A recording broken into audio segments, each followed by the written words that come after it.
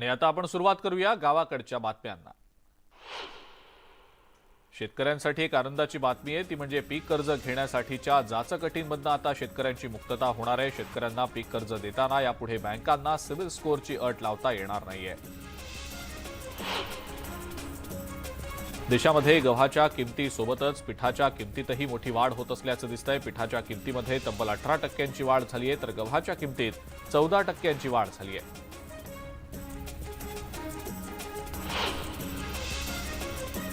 Police दलातल्या पदभरतीबाबत औरंगाबाद उच्च न्यायालयानं गृह विभागाला विचारणा केलेली आहे। पोलीस दलातल्या बँड्समनची 1480 पदं केव्हा भरणार असा सवाल विचारत आपलं म्हणणं 10 फेब्रुवारीपर्यंत सादर करण्याचे निर्देश कोर्टानं गृह खात्याला दिलेले आहेत।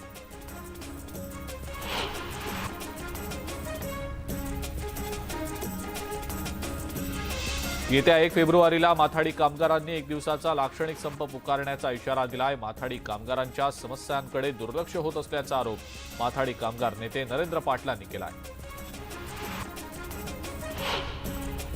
औरंगाबादमध्ये महाविद्यालयातील शिक्षकेतर कर्मचारी 2 फेब्रुवारीपासून बेमुदत संपावर जाणार आहेत। या शिक्षकेतर कर्मचाऱ्यांचे प्रश्न गेल्या 3 वर्षांपासून प्रलंबित असल्यानं संपावर जाण्याचा निर्णय घेतला गेलाय।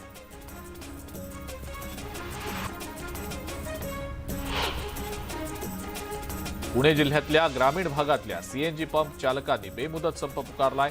टोरंट कंपनीनं नफ्याचा हिस्सा न दिल्याचा आरोप करत हे पंप चालक संपावर गेलेत। ग्रामीण भागातील एकूण 42 सीएनजी पंप्स बेमुदत काळासाठी बंद असतील।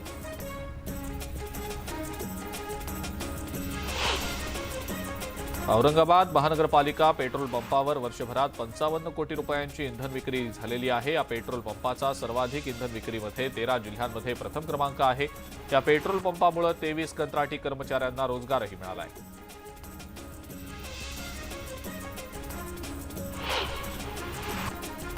फायर ऑडिट न झालेल्या नाशिक शहरातल्या इमारती सील केल्या जाणार आहेत। यासाठी पालिकेनं 15 फेब्रुवारीपर्यंतची मुदत दिलेली आहे। तोपर्यंत ऑडिट न झाल्यास इमारती सील करण्याचा इशारा देण्यात आलेला आहे।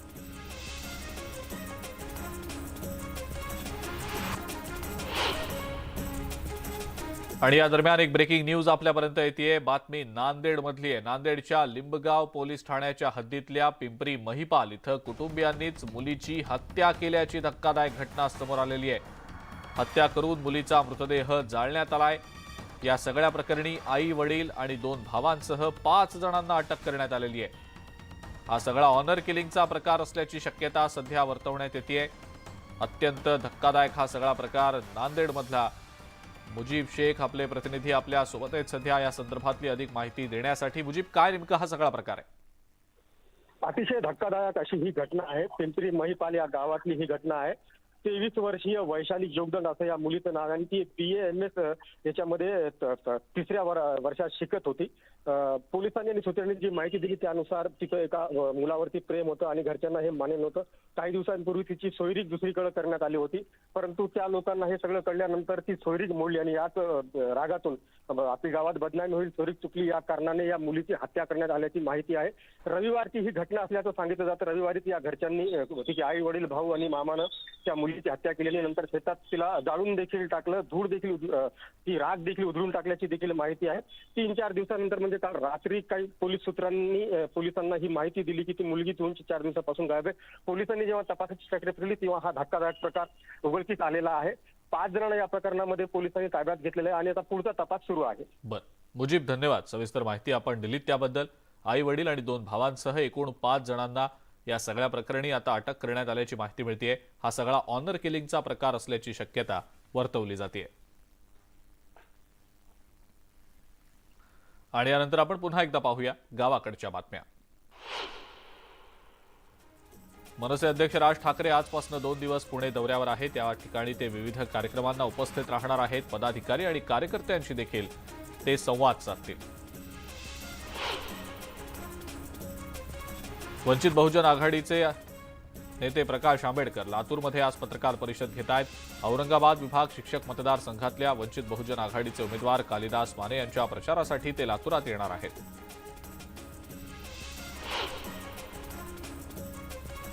विरोधी पक्षनेते अजित पवार परभणी दौऱ्यावर आहेत। शिक्षक मतदारसंघाच्या प्रचारासाठी त्यांचा हा दौरा आहे।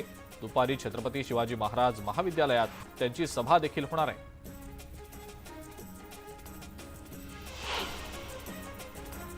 खासदार सुप्रिया सुळे बारामती तालुक्यातल्या गावांना आज भेट देणार आहेत. त्यावेळेला त्या मतदारसंघात जाऊन मतदारांशी संवादही साधतील.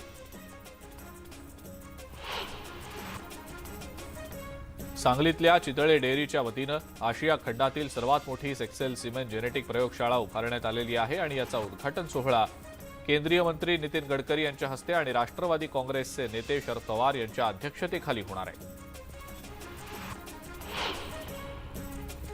भीमशक्ती शिवशक्ती युती झाल्यानं बुलढाण्यातल्या खामगावात जल्लोष करण्यात आला. शिवसेना उद्धव बाळासाहेब ठाकरे पक्षातल्या कार्यकर्त्यांनी फटाके फोडत ढोल ताशाच्या गजरात आनंद साजरा केलाय.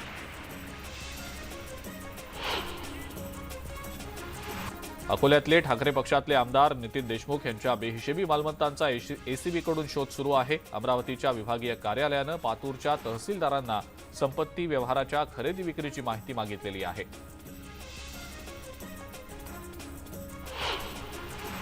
औरंगाबादमधला पिण्याच्या पाण्याचा तिढा अजूनही सुटलेला नाही. फारोळा इथं जलवाहिनी फुटलेली असतानाच आता सबस्टेशनमध्ये अचानक स्पार्किंग झाल्यानं तब्बल 6 तास पाणी पुरवठा खंडित झालाय. त्यामुळे नागरिकांमध्ये संताप पसरलेला आहे.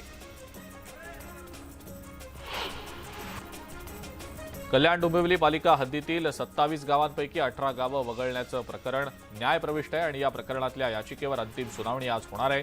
राज्य सरकार, केडीएमसी आणि याचिकाकर्ते यांनी 2 पानी महत्त्वाचे मुद्दे कोर्टात सादर करावेत असे आदेश सुप्रीम कोर्टानं दिलेले आहेत.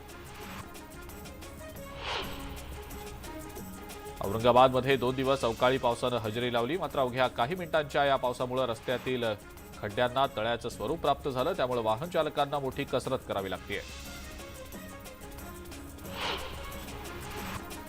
कापसाचे वायदे सुरू होण्यासाठी आता नवीन अडथळे निर्माण झालेत. सेबीनं कापूस गाठीचे वायदे सुरू करायला मान्यता दिलेली असली तरी कापूस उत्पादन सल्लागार समितीनं व्यापार सुरू करायला विरोध केलाय. त्यामुळे आणखी काही काळ कापूस वायदे बंद राहतील. पुणे नांदेड एक्सप्रेसमध्ये एका 20 वर्षीय महिलेची प्रसूती झाली. या महिलेला वेदना सुरू झाल्याचं समजताच रेल्वे कर्मचाऱ्यांनी या महिलेला तत्काळ आरोग्य सेवा पुरवली. बदनापूर ते जालना दरम्यान या महिलेनं एका गोंडस बाळालाही जन्म दिला.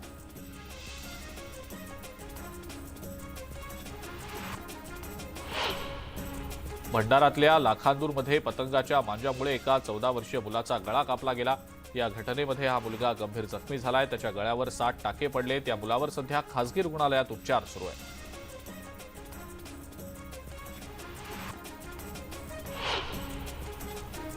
जालन्यातल्या बदनापूरमध्ये रिक्षा आणि दुचाकीची धडक झाली आहे. या अपघातात एका तरुणाचा मृत्यू झालाय. हा तरुण मांजरगावमध्ये राहत असल्याची माहिती मिळतेय.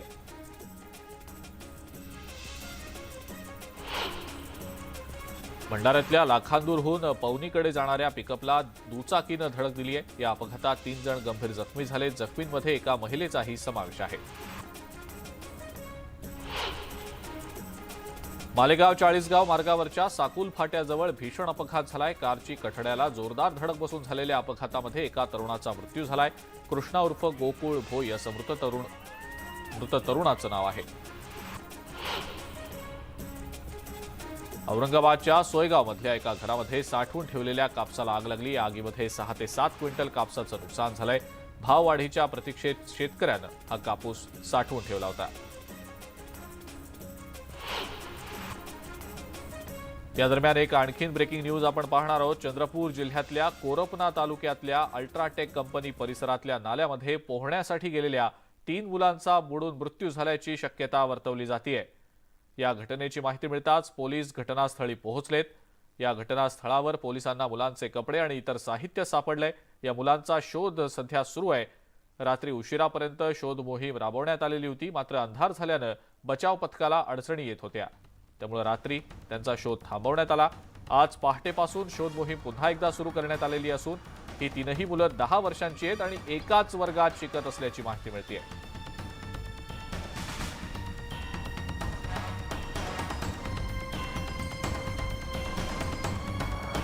अधिक माहिती या संदर्भातली आपण जाणून घेणार आहोत. हैदर शेख आपले प्रतिनिधी आपल्या सोबत आहेत सध्या. हैदर, काय नेमका हा सगळा प्रकार आहे, सविस्तर याबद्दल काय सांगता येईल? चंद्रपूर जिल्ह्यातील जे कोरपा तालुका आहे तिथे एक अल्ट्राटेक सिमेंट कंपनी आहे. त्याच परिसरात एक नाला आहे. त्या नाल्यामध्ये पोहायला मुलं गेले होते आणि अजून पुन्हा काही तिथं मुलं होते अशी माहिती आहे. त्याच्यामधले 3 मुलं जे आहेत ते बुडाल्याची शक्यता वर्तवली जात आहे, कारण की त्याचे कपडे आणि चप्पल तिथेच मिळाले आहे. त्यामुळे पोलिसांनी काल शोध मोहीम सुरू केली. रात्री 1 वाजेपर्यंत ही शोध मोहीम सुरू होती आणि अंधार जास्त असल्यामुळे ते अडचणी झाल्या. आज पुन्हा पहाटे 5 वाजेपासून त्यांनी पूर्ण ती शोध मोहीम सुरू केलेली आहे. बचाव पथक आणि पोलीस हे दोन्हीही विभाग जे आहेत त्याच्यामध्ये काम करत आहेत आणि सध्या तरी बॉडी जी आहेत त्या काही सापडल्या नाहीये. त्याच्यामुळे पुन्हा शोध मोहीम सुरूच आहे. बर, हैदर, धन्यवाद. सविस्तर माहिती आपण दिलीत त्याबद्दल.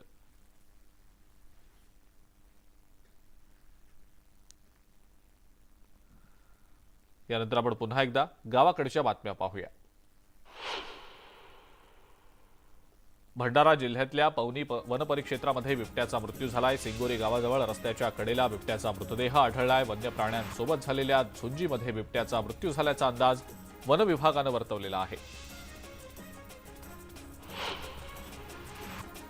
चाळीसगाव तालुक्यातल्या बहाळसह परिसरात गेल्या काही दिवसांपासून बिबट्याची दहशत पसरली आहे. बिबट्याच्या वावरामुळे नागरिकांचं घराबाहेर पडणं मुश्किल झालंय.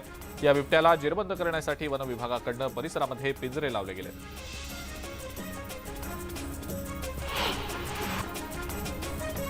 वर्ध्याच्या वायगाव निपाणी इथं विदर्भ केसरी क्रिकेट स्पर्धेचं आयोजन करण्यात आलं. भाजपचे खासदार रामदास तडस यांच्या हस्ते या स्पर्धेचं उद्घाटन झालं. यावेळेला रामदास तडस यांनी सुद्धा क्रिकेट खेळण्याचा आनंद लुटलाय.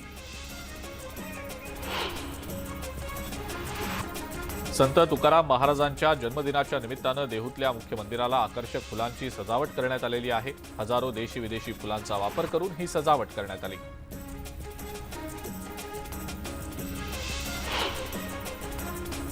जगद्गुरू संत तुकाराम महाराजांच्या जन्मस्थानी तुकोबांच्या मूर्तीला आकर्षक वेशभूषा करण्यात आली. तुकाराम महाराजांच्या जन्मदिनाच्या निमित्तानं असंख्य भाविक देहूमध्ये दाखल होत असल्याचं पाहायला मिळत आहे.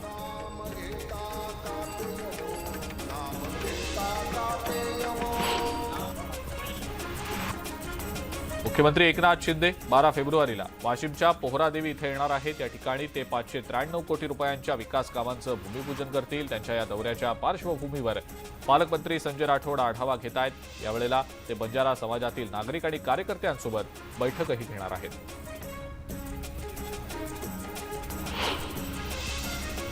खेडमधील जगबुडी नदी प्रदूषित झाल्यानं गेल्या 3 महिन्यात 6 मगरींचा मृत्यू झालाय, तर एकाच दिवशी 2 मगरींचा मृत्यू झाल्यानं नदी प्रदूषणाचा हा मुद्दा आता ऐरणीवर आलाय. यवतमाळच्या कळंब इथं चिंतामणी जन्मोत्सव सप्ताहाला सुरुवात झाली. जन्मोत्सवाच्या निमित्तानं मंदिराला रोषणाई करण्यात आलेली आहे. या जन्मोत्सवाच्या निमित्तानं विविध कार्यक्रमांचं आयोजन देखील करण्यात आलेलं आहे. जुन्नरच्या काळवाडी गावामध्ये रस्त्यावर खडी टाकून ठेवण्यात आलेली आहे. रस्त्याच्या अर्धवट कामामुळे गावकऱ्यांना मनस्ताप सहन करावा लागतोय. यामुळे आळेफाटा पोलीस स्टेशनमध्ये गुन्हा दाखल करण्यात आलेला आहे. ग्रामस्थांनी यासाठी 4 दिवसांपासून उपोषणही केलं होतं. प्रादेशिक परिवहन कार्यालय नागपूर ग्रामीणनं फेसलेस पद्धतीनं ऑनलाईन लर्निंग लायसन्सची परीक्षा देणाऱ्यांमधून 198 उमेदवारांना नापास केलंय. आरटीओनं रिजेक्ट केलेल्या 198 उमेदवारांमधून 17 जणांची परीक्षा डमी उमेदवारांनी दिल्याचं वेबकॅममधनं समोर आलेलं आहे.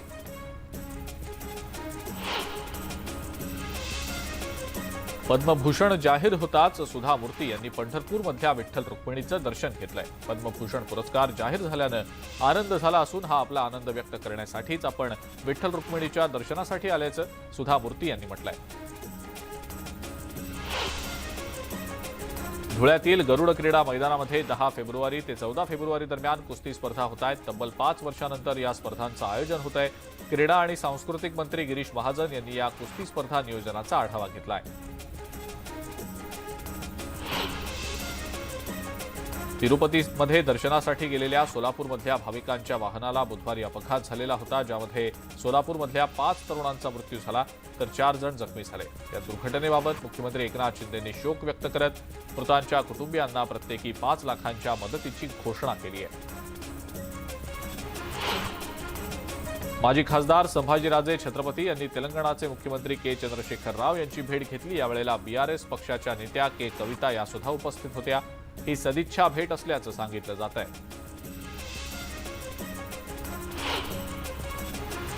बाळासाहेबांचा फोटो घरात लावा असं म्हणत खासदार प्रतापराव जाधव यांनी उद्धव ठाकरे यांचा समाचार घेतलाय. आम्ही बाळासाहेबांच्या विचारांचे पाईक आहोत आणि त्यामुळे आम्हालाच बाळासाहेबांचा फोटो लावण्याचा अधिकार आहे, तुम्हाला नाही, असं वक्तव्य खासदार प्रतापराव जाधव यांनी केलंय. कसबा पोटनिवडणुकीसाठी तयारी सुरू असून महाविकास आघाडीच्या बैठकीनंतर निर्णय घेऊ असं नाना पटोले यांनी म्हटलंय. पहाटेच्या शपथविधीशी आमचा काहीही संबंध नाही असं स्पष्टीकरण सुद्धा पटोले यांनी दिलेलं आहे. उद्धव ठाकरेंच्या शिवसेनेची गत वादळात सापडलेल्या जहाजासारखी झाली असल्याची टीका गिरीश महाजन यांनी केलेली आहे. बाळासाहेबांच्या विचारांना तिलांजली देऊन उद्धव ठाकरे आघाड्या करत असल्याचंही महाजन वंचितच्या युतीसंदर्भात म्हणालेले आहेत.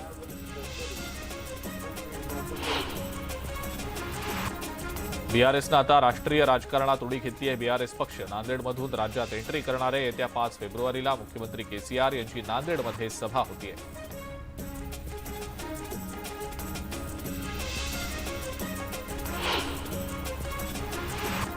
नाशिक पदवीधर निवडणुकीमध्ये आता आणखी एक ट्विस्ट आलाय. संभाजीराजे छत्रपती यांच्या स्वराज्य संघटनेनं दिलेल्या उमेदवाराला भाजप आणि शिंदे गट पाठिंबा देतील असा दावा स्वराज्य संघटनेच्या प्रवक्त्यांकडून करण्यात आलाय.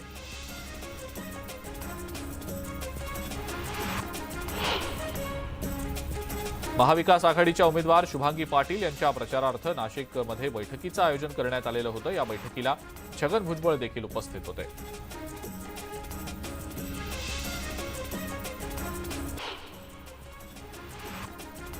प्रजासत्ताक दिनाच्या निमित्तानं गुहागर कृषी विभागामार्फत पोलीस परेड मैदानात विविध प्रकारची फळं आणि धान्याचं आहारातलं महत्त्व सांगणारे माहिती फलक गाडीवर लावून जनजागृती करण्यात आली.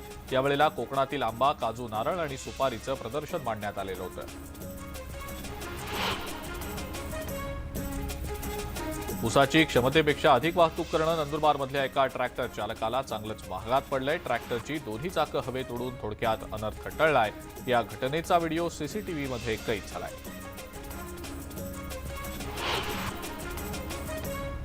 डहाणूमध्ये रायडिंगसाठी आलेल्या बाईक रायडरचा अपघातामध्ये मृत्यू झाल्याचा प्रकार घडलाय. भरधाव बाईकनं ट्रकला मागून धडक दिल्यानं हा अपघात झालाय.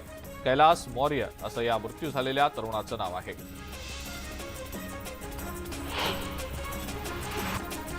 आणि यासोबतच गावाकडच्या बातम्यांमध्ये आता वेळ झाली इथंच थांबण्याची. ताज्या बातम्या आणि अपडेटसाठी बघत राहा फक्त न्यूज 18 लोकमत.